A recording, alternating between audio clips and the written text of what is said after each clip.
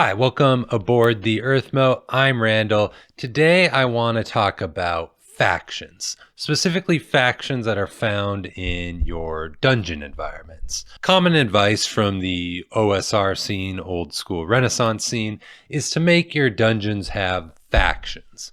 But why? Why are factions so important for dungeons?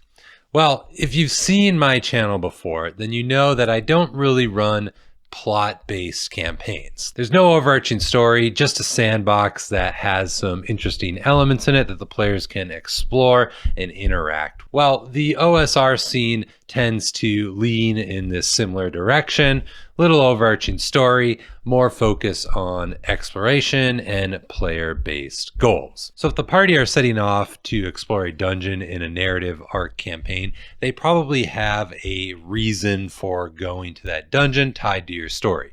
Maybe it's to find some sort of MacGuffin or rescue some sort of prisoner, but generally they have a reason to go to that dungeon, and that helps continue along the story arc that's being told at your gaming table. But in a sandbox, what tension is there in a dungeon except for random monsters that may want to eat your party while they try to gather as much wealth as possible? That does have some tension to it, but there's not a lot of intrigue or mystery behind random monsters attacking your party. And I think that's where factions come into play and add a little bit more dynamic elements into your dungeons. So let's go ahead and talk a little bit more about factions in your dungeons. Factions breathe life into your dungeons. These are groups of common individuals that have a reason for being in the dungeon, a reason for being together in the dungeon. When your party comes across these factions, they may have common interests or be in opposition to one another.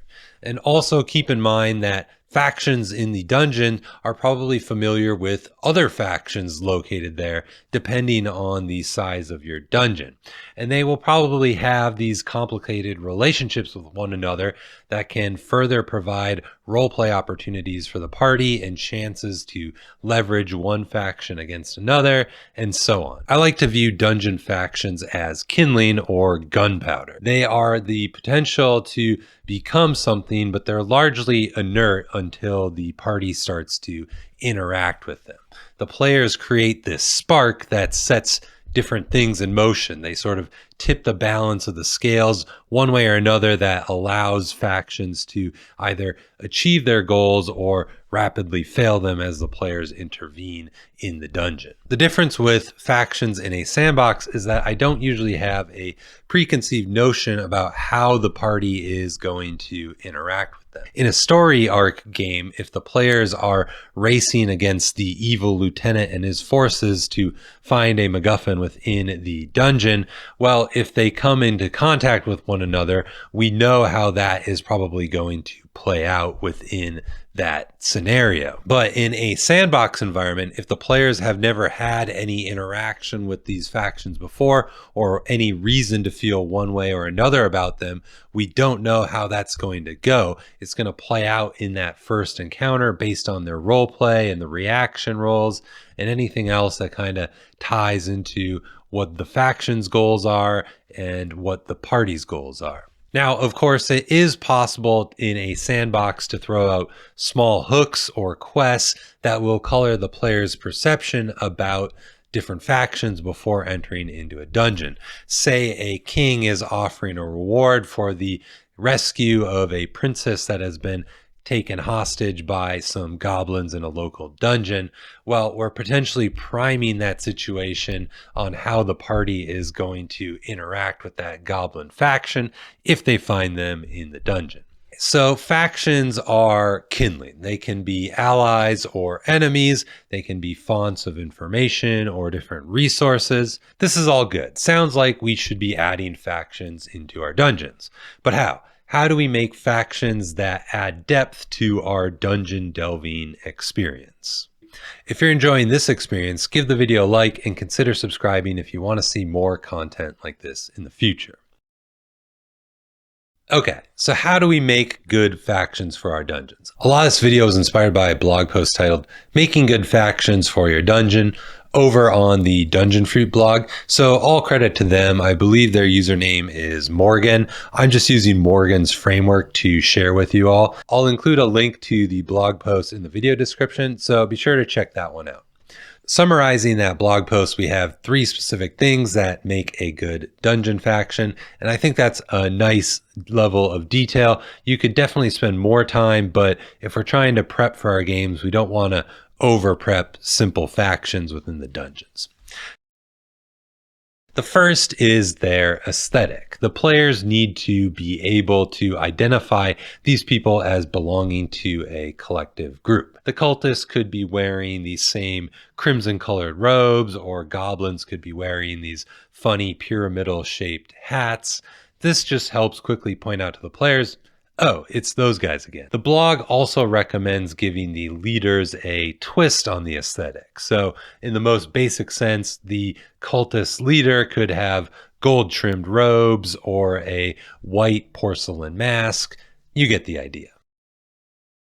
The second element is goals. The faction needs something to bind them into a collective. What is their purpose for being organized? Do they want to summon a demon to get some dark blessings? Do they want to unlock the treasure vault so they have enough capital to build a pleasure barge and sail away? Dungeon Fruit calls out 3 elements that define a good goal for our faction. First, the goal is not a means to an end. The faction goal should not be wealth or power. That's too vague. It's not interesting enough for the roleplay experience at the table. Wealth or power are means to an end, which is blank. Getting wealth so we can build the pleasure barge. Okay, great. That's a lot more interesting than just trying to get rich. Second, the goal should be proactive. You want the faction to be actively working towards something while they're in the dungeon. Guarding the temple has an obvious reactivity element to it. Anything that comes near the temple, attack it, drive it off. That's fulfilling their goal, but being in auto attack mode doesn't leave much room for interesting interactions with the party or other factions in the dungeon. We could twist it though, so the guarding the temple is a bit more proactive. Maybe they are building out new traps in the area around the temple, or maybe they're working to wall off or collapse different tunnels so there are fewer points of attack on the temple. That's a little bit more proactive and a little bit more interesting on what they're trying to achieve within the dungeon. Third, the goal should be self-serving. The faction wants to achieve the goal because it makes them better off. The goal may be good or it may be bad from a moral standpoint, but to them, it's just enriching their own self-interest. You could have a faction with multiple goals that may seem morally conflicting, but when they're blended together to their own self-interest, they make sense to that faction. So if we give our goals a bit of thought with those 3 elements in mind, we can probably come up with some interesting ideas for why the faction is operating within the dungeon. With those goals, we can also see how they'd be willing to interact with the party. Can the party help them meet their goals? Are they going to be in opposition with one another? You get the idea. Third, the group needs leadership. Factions are made up of people or monsters, and they'll have different levels of influence over the group. Defining your leaders is going to be important.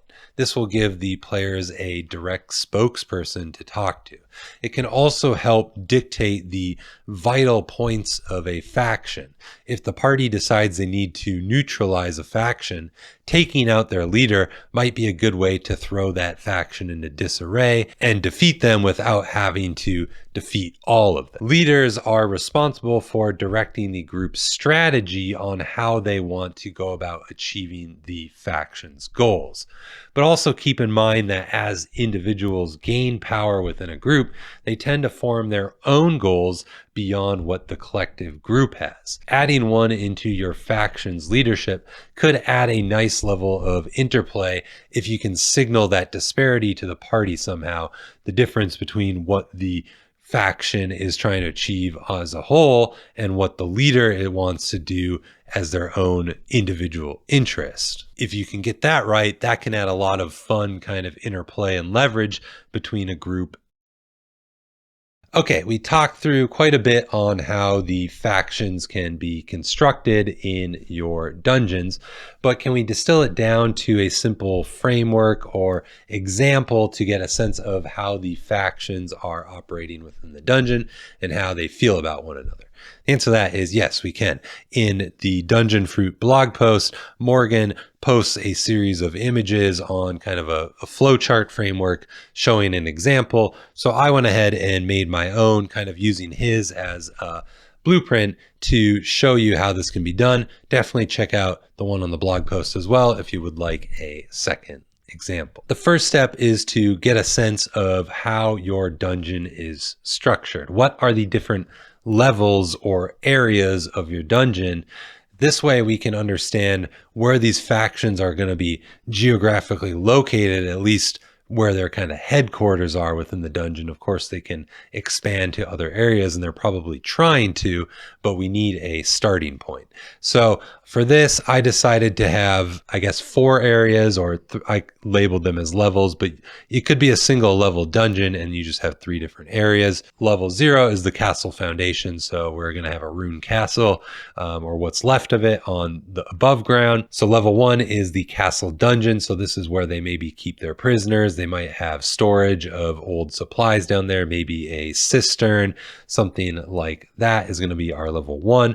Level 2 is going to be the house crypt. So the nobles that lived here have buried their dead deeper down below. And also maybe they have stored some treasure or family heirlooms on this level. And then the third area is going to be this temple, this sort of hidden temple. Maybe they were worshiping some sort of profane god, or maybe it was just a standard god, but they wanted to build a shrine or temple to it underground. So that's located here. I decided that this temple is not easily accessible. Maybe it's a secret passageway that gets you there, or maybe you need some sort of special key, but it's hard to get to the temple unless you know the specific trick. Next up is step 2, is to define our factions and give them their aesthetic. So we have 3 factions here that we're going to be taking a look at, one for each level or area of our dungeon below ground. The first up is our goblin mercenaries. So these are a group of well-armed goblins that don these strange pyramidal shaped black iron helms. That's going to be pretty distinctive. We're going to be able to tell pretty quickly that those are goblins of a same group. Now, they are mercenaries, but they've decided to venture into this dungeon because they've heard rumors of treasure. They are looking to find the crypt vaults. They know this noble family has maybe stored some treasure, so they're looking for a way to open those, which are going to be found on level 2, and we'll see some flowcharts to that in a minute. Our next group is the demon cultists. They are currently stationed on level 2. These are going to be our humans wearing their crimson colored robes, and they bear a clawed hand tattoo on their forearm. So very distinctive, very cliche cultist attire, but again is going to help identify them to the party.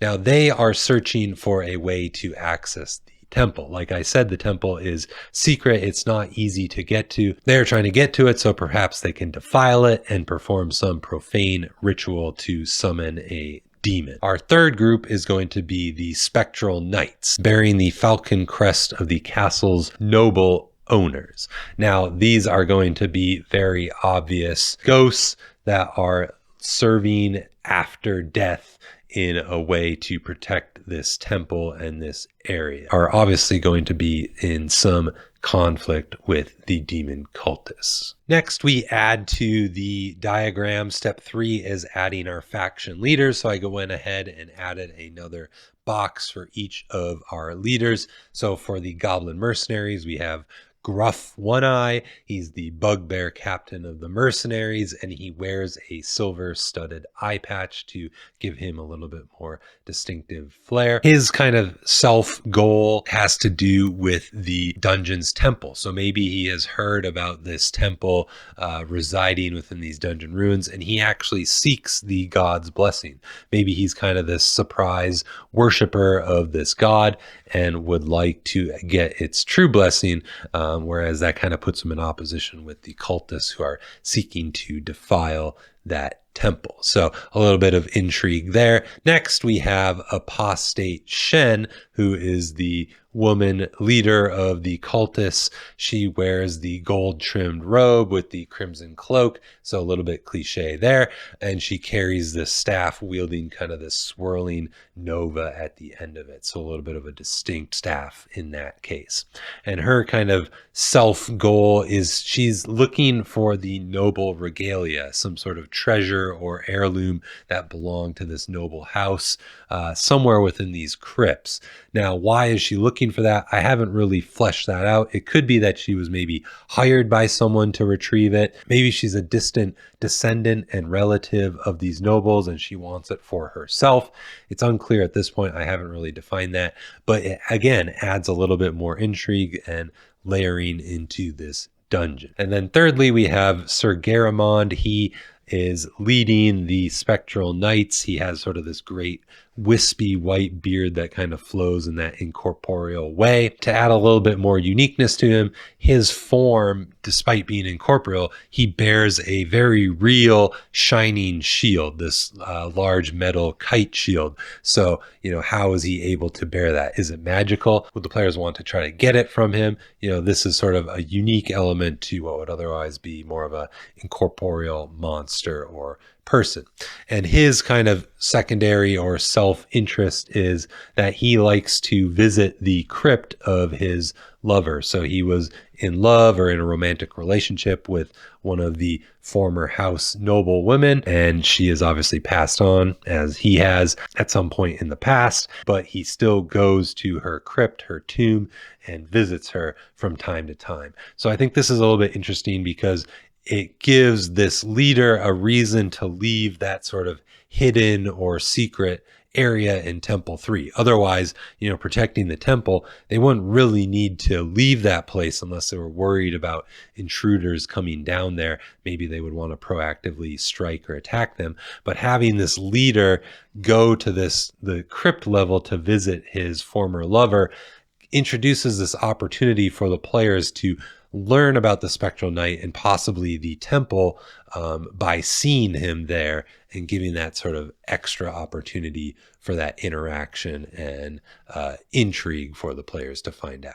So next we have to define the faction goals for the three groups. Looking at the goblins' goals, they want to find the treasure vault located within the house crypts. Why? They want the money, they want the wealth. But again, remember, wealth is a means to an end. What they're ultimately hoping to do with that wealth is to create their ship, their pleasure barge, so they can go sailing across the coastlands looking for employment, looking for opportunities to raid. They want that ship. Additionally, they are looking for leverage against the local rulers. So having some sort of bargaining chips in their back pocket is always useful when they're trying to get resources to build a ship or possibly future employment contracts. So maybe it has to do with that noble regalia. Maybe that's some sort of status symbol or symbol of power they can leverage, or maybe there's some sort of documentation or records about the noble family they could use for their advantage within the crypts. A couple different opportunities here. For the cultist goals, they have a couple here. They are looking to find the pathway to the underground temple. That's sort of their means. The end is they are looking to defile the temple and ritually summon the demon. They're looking for those dark blessings, those dark powers that are granted when you summon a demon. Of course, summoning demons always goes well for whoever does it. Nothing ever happens poorly to them. So we'll see how that unfolds, but that is their goal. And then thirdly, you have the spectral knights goals. So again, a little bit more reactive by nature, defending the temple from the intruders, but we want to take a more proactive approach to it. So maybe they're looking for a way to fortify or collapse a pathway to the temple. This is going to be pretty hard because they're incorporeal. They can't really dig, they can't really mine, aren't able to do physical engineering or sapping to collapse the temple. Maybe that's where the party comes into play. Who knows? So sort of sealing off that is going to be a challenge for them. Maybe they resort to developing some sort of traps or something else. A couple different ideas here on how they could go about trying to protect their temple in a proactive way. So that's it. Hopefully that gives you a decent framework for building out some quick but reliable factions for your dungeons. Find an aesthetic to identify your faction, define their leadership, and then set a clear and actionable goal for the faction. Of course, there are a lot of other things or ways you can remix and change the elements that we didn't discuss, like you could have the faction be tied to a greater faction within your larger sandbox area, or you could have simpler factions in the dungeon that are adding depth or throwing wrenches in the plans of your other larger factions within the dungeon. But let me know if you use dungeon factions in your games. How do you go about creating them? Do you think we missed anything useful for building out our dungeon factions? If you enjoyed the video, you can support the channel by liking and subscribing. Check out my monthly newsletter, Enchanted Nimbus. Thanks for hopping aboard the Earthmote. I'll see you in the next one.